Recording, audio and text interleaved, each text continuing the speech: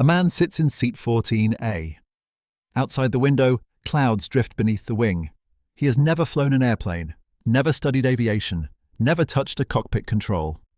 Yet if you asked him what he would do if both pilots suddenly became incapacitated, he might have an answer. Keep the plane steady, talk to air traffic control, follow instructions, land it. It sounds reasonable. The strange part is that he isn't pretending. He genuinely believes he could do it, because from where he sits, the gap between ignorance and expertise appears much smaller than it really is. That invisible gap shapes more of human behavior than most people realize. We often assume ignorance feels like ignorance. It doesn't. Ignorance frequently feels like understanding.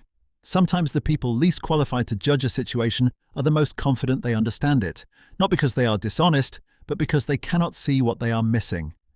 The skills needed to perform a task are often the same skills needed to evaluate competence. When those skills are absent, perspective disappears. In 1995, a man named MacArthur Wheeler robbed 2 banks in broad daylight without wearing a mask. Security cameras captured him clearly, and he was arrested within hours.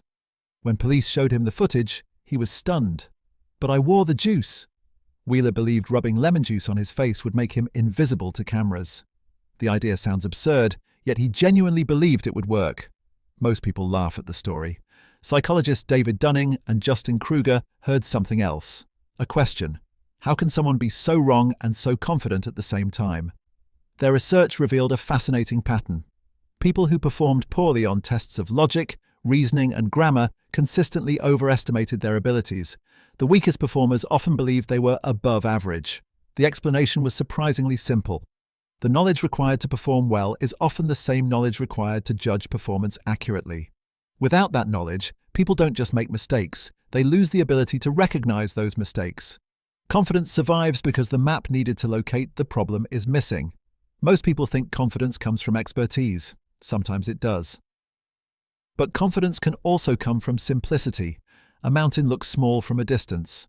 Only when you begin climbing do you discover the cliffs, obstacles, and terrain hidden from view.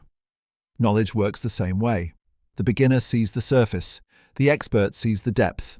Imagine a child standing beside the ocean for the first time. They see water, waves, and sand. A marine biologist standing beside the same shoreline sees ecosystems, migration routes, microscopic organisms, and complex interactions. The ocean hasn't changed, only perception has.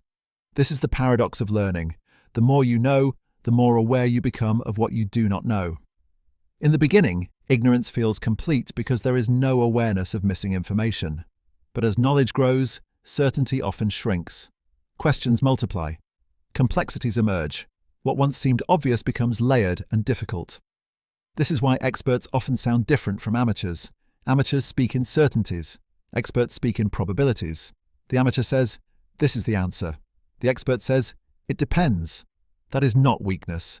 It is evidence of contact with reality. Reality is complex. It contains variables, exceptions, contradictions, and unknowns that resist simple conclusions. Yet our minds crave certainty.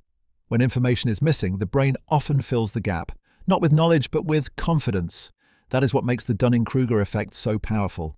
It does not feel like a mistake, it feels like clarity. You can see it everywhere. Online, where a few minutes of reading can create the illusion of expertise. At work, where beginners sometimes overestimate how quickly they have mastered a role. In learning itself, where early progress creates confidence before deeper complexity appears.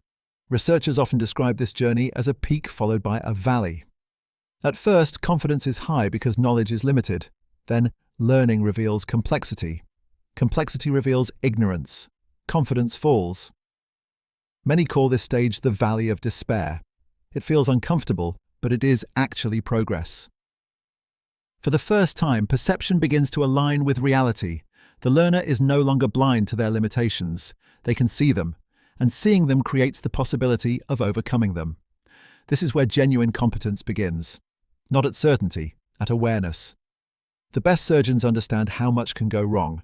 The best pilots understand how much they do not control. The best scientists understand how much remains unknown. Expertise does not eliminate humility. It often creates it. The deeper people go into a subject, the more they discover how much remains unexplored. That is why intellectual humility is not weakness. It is accuracy. Humility is not saying, I know nothing. Humility is saying, I know something, but not everything. There is a profound difference. The greatest mistakes often occur when confidence outruns competence, when certainty arrives before understanding, when conclusions arrive before investigation.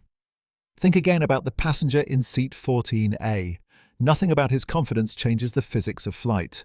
The airplane does not care how certain he feels. The cockpit contains thousands of procedures, systems, and decisions built upon years of training. His confidence cannot replace that knowledge. Neither can yours, neither can mine. And that realization contains something hopeful. Because if ignorance can create false confidence, knowledge can create genuine awareness. The cure for the Dunning-Kruger effect is not self-doubt, it is learning. The kind of learning that challenges assumptions, exposes mistakes, and reveals the gaps we would rather ignore. Learning acts like light entering a dark room. It does not create imperfections. It simply makes them visible. And visibility is the beginning of improvement. As people gain competence, something remarkable happens. They become better not only at the skill itself, but also at judging their own strengths and weaknesses. Knowledge makes them more honest with themselves. That may be the most valuable skill of all, because growth begins where illusion ends. The moment you recognize a limitation, you gain the power to address it. The moment you recognize ignorance, learning becomes possible, and curiosity becomes more valuable than confidence. Confidence says, I already know. Curiosity asks, what am I missing? One protects the ego, the other expands the mind. So the next time an answer seems obvious, pause. And the next time you find yourself thinking, I could probably land that plane, remember the invisible gap between what we know and what we think we know. Because the most dangerous thing was never ignorance itself. The real danger is the illusion of knowledge. That illusion closes the door before wisdom has a chance to enter. And that is why the wisest people in the room are rarely the loudest. They are usually the ones still asking questions.